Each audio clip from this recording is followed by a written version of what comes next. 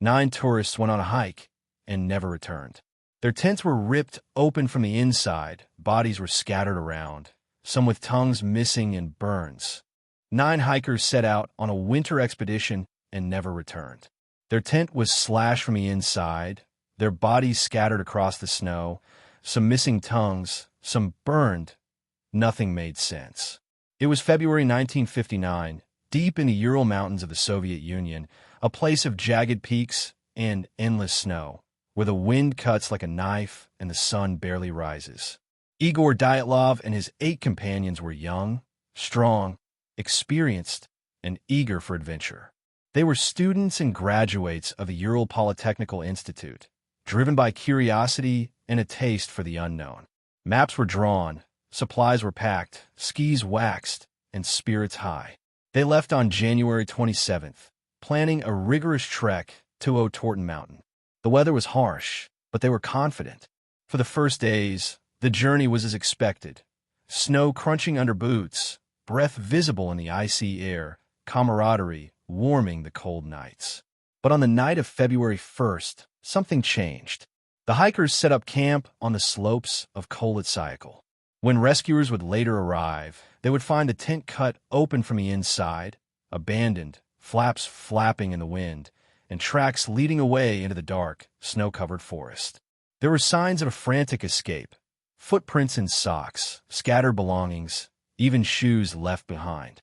Days later, search parties found bodies at strange distances from the tent, in poses that seemed impossible, as if fleeing some unseen terror.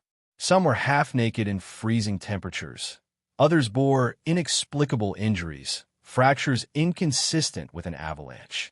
2 had severe chest trauma. 1 was missing her tongue. Evidence of radiation and burn marks baffled investigators. Nothing could explain why experienced hikers would tear open their tent in the dead of night and run into the freezing darkness.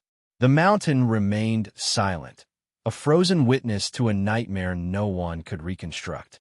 The official report suggested an unknown compelling force, leaving the case unresolved, fueling decades of theories, from avalanches to secret military tests to paranormal phenomena. And to this day, the slopes of Dyatlov Pass hold their secrets, untouched by answers, untouched by justice. What truly drove them out of their tent that night? Would you have dared to step into the blizzard, knowing something unseen awaited you in the darkness? Could the mountains themselves have claimed them, or was it something far more sinister?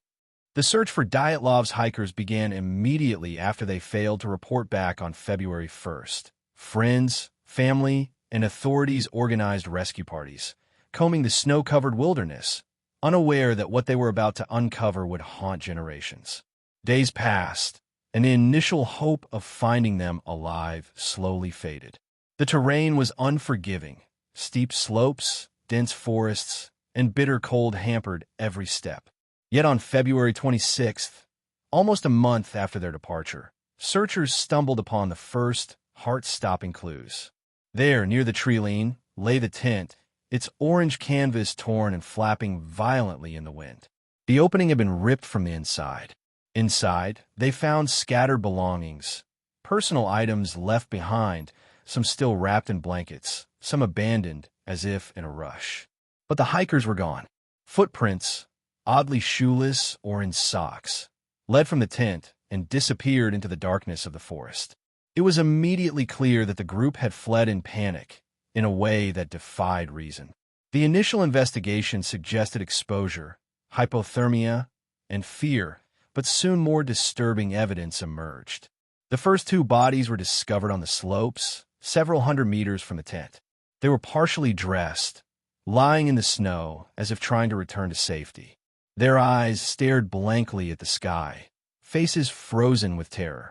Autopsies revealed no external wounds, only signs consistent with extreme cold and exhaustion.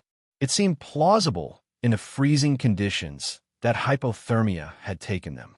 Yet the mystery deepened as more bodies were found over the next weeks, hidden further into the forest and in positions that defied explanation. Some had severe chest fractures, enough to crush a human body, yet there were no external wounds that could account for such damage. One body, that of Ludmila Dubinina, was missing her tongue. Another, a young man, displayed strange burn marks on his clothing, as if exposed to radiation. Investigators were baffled. How could 9 experienced hikers, trained for winter conditions, suffer such a range of injuries without a clear cause? Why had they fled the tent, leaving valuable equipment and shoes behind? And why were some bodies found in a ravine, others far from the group, in positions suggesting they had been dragged or thrown? Speculation ran rampant. Local authorities considered an avalanche, though the slope was too gentle and there were no signs of one. Military tests? Perhaps, but nothing could be confirmed, and some evidence, like traces of radiation, remained unexplained. Paranormal theories began circulating.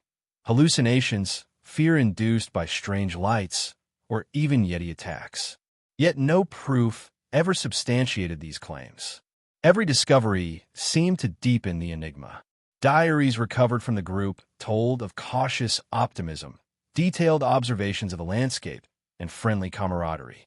There was no indication of panic, disagreement, or conflict.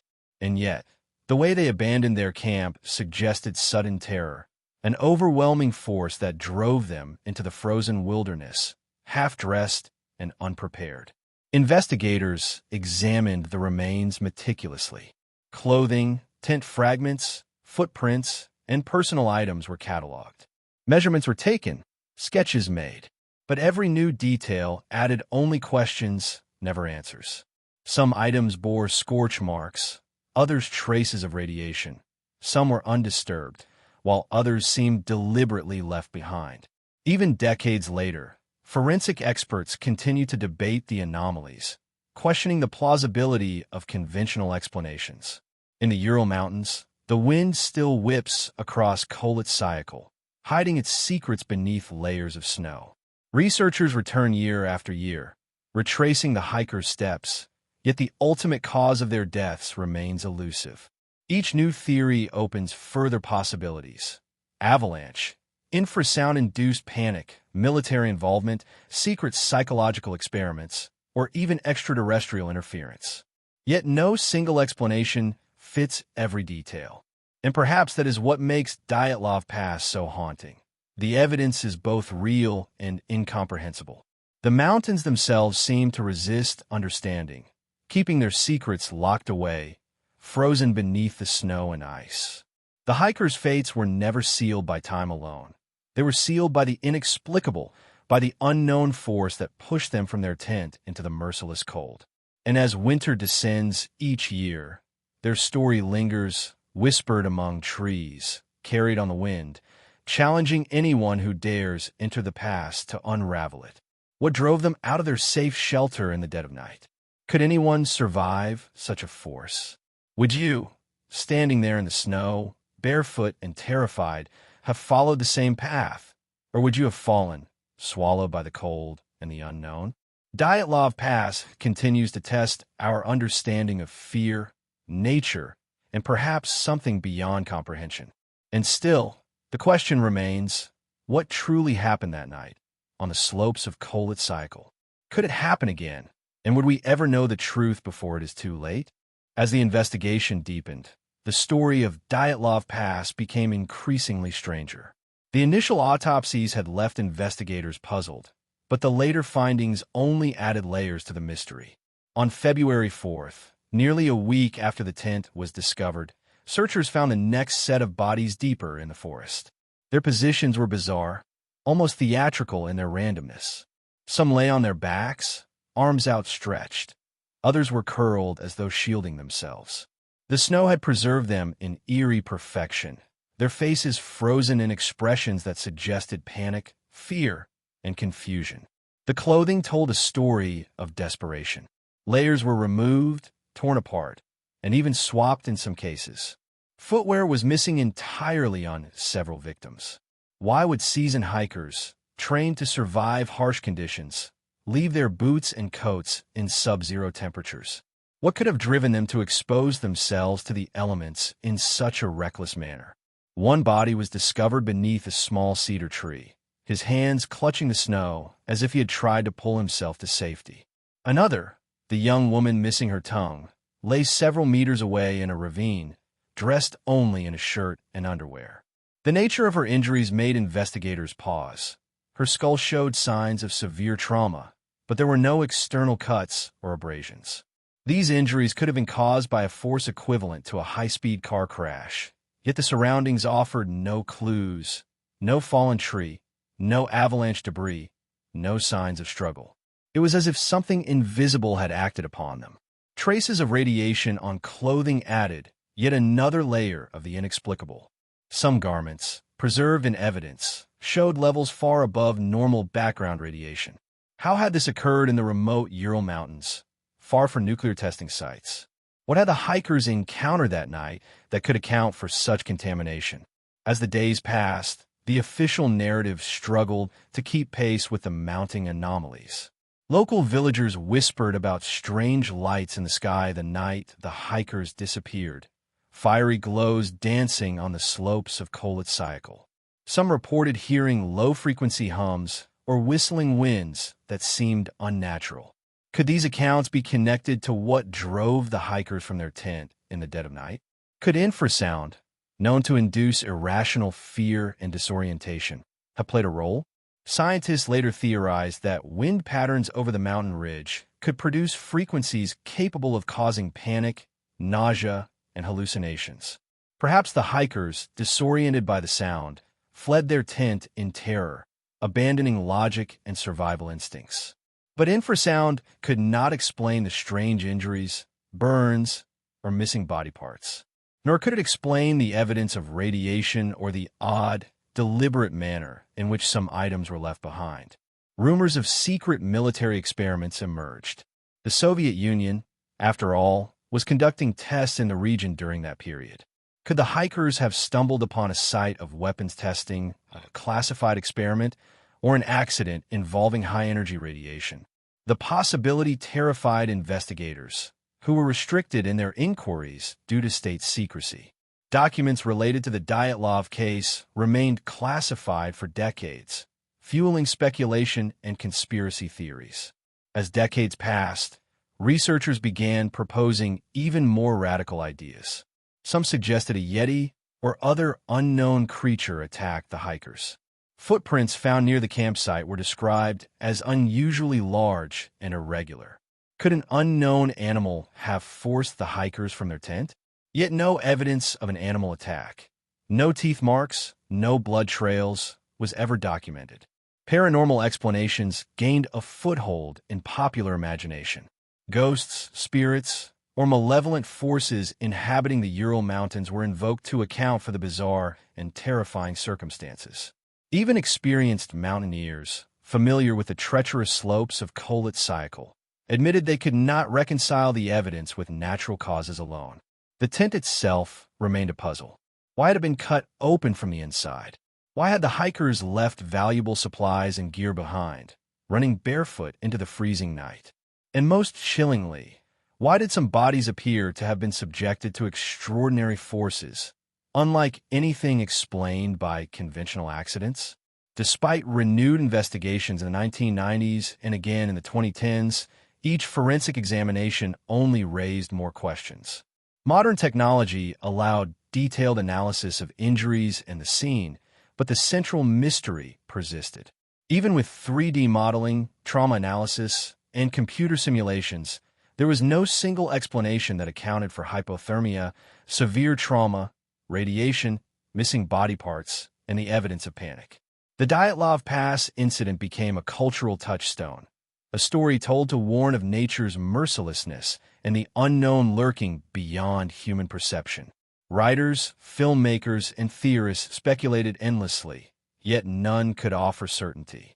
And so, the story continued to haunt the region. Winter tourists still tread the paths once taken by the 9 hikers, some reporting strange sounds, sudden chills, and glimpses of shadows moving across the snow.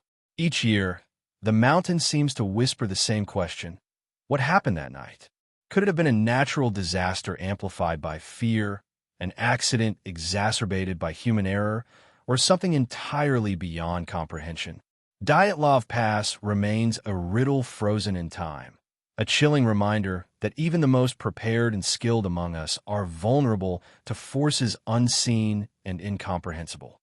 And now, decades later, the question returns to us, demanding reflection. If faced with the same mysterious terror, would you have survived? Would you have remained in your tent, trusting your skills? Or would the unknown have driven you into the darkness? Could any of us ever truly know what waits in the shadows of Kholat Syakhl? Or is the truth destined to remain buried beneath the ice and snow, forever out of reach? The heart of the Dyatlov Pass mystery lies not only in the disappearance of the hikers, but in the grotesque and inexplicable condition in which some of them were found. By February 26th, searchers had discovered 6 bodies. The remaining 3 would not be found until May, buried beneath several meters of snow and ice in a ravine some distance from the tent. The delay in discovery added to the eerie nature of the case.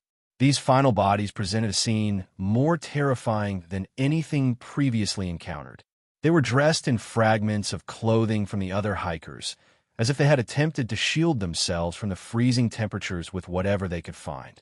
The injuries were grotesque, almost surreal. Severe chest fractures that would crush a human body had left no external marks. One woman's tongue was missing, and another's eyes were severely damaged. Radiation traces lingered on their clothes, suggesting exposure to a source the investigators could not identify. The official report was careful to note these abnormalities, yet could offer no explanation. What force could have inflicted such trauma while leaving the surrounding environment seemingly untouched? The scene suggested something violent yet selective, as if nature itself or an unseen presence had targeted the hikers with surgical precision. The tent, discovered weeks earlier, remained a silent witness to the initial terror. Its interior told a story of sudden panic. Personal items, boots, jackets, and even food were abandoned. Footprints in socks or bare feet led away into the night, dispersing in multiple directions, as if the group had fled in confusion, torn apart by fear. Theories emerged, each more unsettling than the last.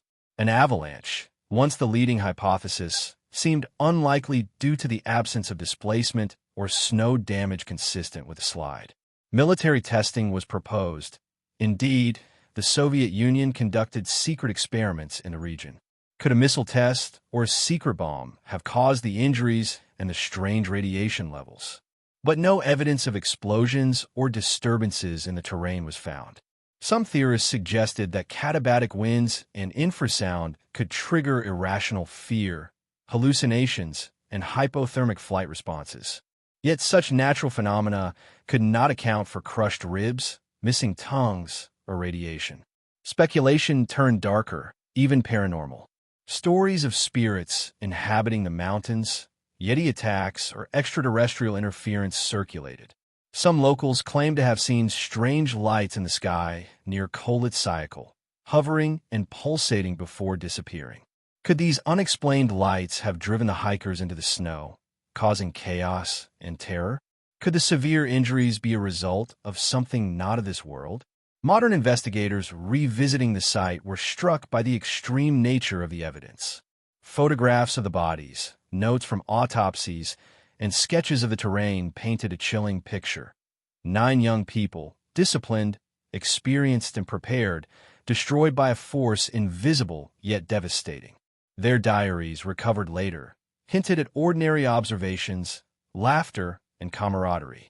Nothing suggested fear, conflict, or impending doom. And yet, whatever they encountered was sudden, overwhelming, and incomprehensible. The final act of the tragedy remains frozen in the memory of the pass itself. The last 3 bodies, discovered months later under snow and ice, were scattered, their clothing and positions even more confusing. They seemed to have attempted to return to the tent, but were overcome by the cold and some unseen trauma. The conditions in which they died suggested desperation, disorientation, and extreme suffering. The investigators could only describe the scene as horrifying, surreal, and beyond logical explanation. As decades passed, the mystery only deepened. New theories arose. Some claimed the hikers were victims of secret Soviet weapons testing. Others posited a Yeti or unknown predator. Some whispered of alien intervention. None could be proven. Dyatlov Pass had become more than a site of death. It became a symbol of human vulnerability in the face of the unknown. The mountain itself seemed alive with menace, guarding its secrets, erasing evidence, and mocking attempts at explanation. Even today, researchers returning to the site report strange occurrences, sudden chills, inexplicable noises, and shadows moving across the snow. The story continues to captivate, terrify, and puzzle. It is not only a tale of survival and death, but of an encounter with something that defies understanding. What truly happened that night? Was it a natural disaster, a psychological breakdown induced by fear, an animal attack, a military accident, or something beyond human comprehension? The evidence allows no clear answer. The truth remains locked in the snow, the wind, and the jagged peaks of Kholat Syakhl, waiting, perhaps forever, for explanation.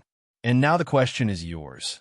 If you stood there in the frozen darkness, barefoot, terrified, and alone, would you have fled? Would you have survived? Or would the unknown have claimed you, as it claimed the 9 hikers whose story remains one of the most chilling and unsolved mysteries of our time? Could you face the mountain and its secrets? Or would you, like them, be driven into the icy oblivion by a force you cannot see, understand, or escape? The story of Dyatlov Pass reaches its terrifying culmination not in the discovery of the tent or the first bodies, but in the haunting realization that, despite decades of investigation, no one can explain what truly happened that night. The final 3 hikers, buried beneath meters of snow in a remote ravine, revealed injuries so bizarre and extreme that they defied all logic and experience. Severe trauma, including crushed chests and skull fractures, occurred without any external signs consistent with human or animal assault. One woman was missing her tongue, another had severe damage to her eyes, and radiation traces lingered on several articles of clothing. Forensic experts, both at the time and in subsequent decades, were left speechless. The scene suggested something violent, something sudden, and yet selective, as if an invisible force had descended upon the hikers. The tent, torn from the inside, remained a symbol of their final, desperate choice to flee. But flee from what? The footprints in the snow suggested panic, confusion, and disarray. Some hikers were barefoot, others in socks. Some had removed their outer layers entirely, exposing themselves to lethal cold. They scattered across the slope, attempting perhaps to regroup, or perhaps fleeing some terror they could neither name nor confront. The surrounding terrain offered no clear answers. Avalanches were dismissed due to the gentle slope. There were no fallen trees, no rock slides, no evidence of natural catastrophe capable of causing such selective destruction. Local villagers reported unusual lights in the sky, strange glowing phenomena, and eerie sounds that night, whispers of unnatural forces carried on the wind. Could some unknown natural event, an infrasound wave, a sudden storm, a bizarre avalanche, have triggered mass panic?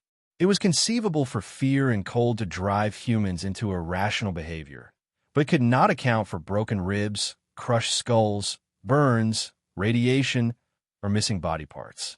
Military involvement was another theory. During the late 1950s, the Soviet Union conducted secret tests in remote areas. Perhaps the hikers had stumbled upon an experiment gone wrong. Yet no evidence of explosions, missiles, or weaponry was found near the pass. And if military tests were blame, why were only these 9 hikers affected? Why were the injuries so selective, so violent, and so incomprehensible?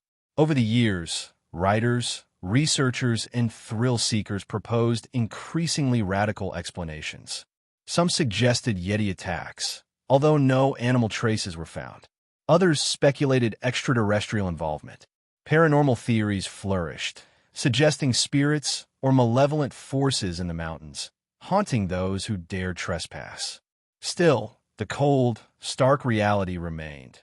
9 experienced, capable hikers perished under circumstances that remain unexplained. Even with modern technology, 3D mapping of the terrain, trauma analysis, and forensic reconstruction, no single theory satisfies all the evidence. The mountain itself seems to guard its secrets, indifferent to human curiosity, preserving the terror of that night beneath layers of ice and snow. Memorials erected at the foot of Kholat Syakhl stand silent, yet ominous, bearing the names of the hikers, a reminder of human fragility against the unknown. Researchers return year after year, retracing steps, analyzing footprints, measuring wind patterns, searching for some trace of explanation. Each new theory, each new expedition, only reinforces the fact that the true story may be forever lost to the frozen wilderness. The Dyatlov Pass incident is more than a tale of tragedy. It is a testament to the limits of human understanding. It challenges notions of nature, fear, and unseen forces, asking questions that may never be answered. What compelled 9 skilled and disciplined hikers to abandon their shelter in the dead of night? What force inflicted injuries so extreme, so selective, yet left the surrounding environment untouched? Were they victims of an accident, human error, some natural anomaly, or something entirely beyond our comprehension? The pass itself offers no answers, only silence, snow, and cold. And so, the mystery endures, haunting those who study it, thrilling those who hear it, and terrifying those who imagine themselves in the hiker's place. As winter descends once more on the Ural Mountains, the wind whispers over the snow, carrying with it the frozen echoes of that fateful night. The mountain keeps its secrets, and the truth remains elusive. The Dyatlov Pass incident stands as one of the most chilling unsolved mysteries of the 20th century, a puzzle that continues to provoke fear, fascination, and speculation. What truly happened on Kholat Syakhl? Could it happen again? Would anyone survive if faced with the same night, the same cold, the same unknown terror? The answers remain locked within the snow, the shadows, and the mountains themselves.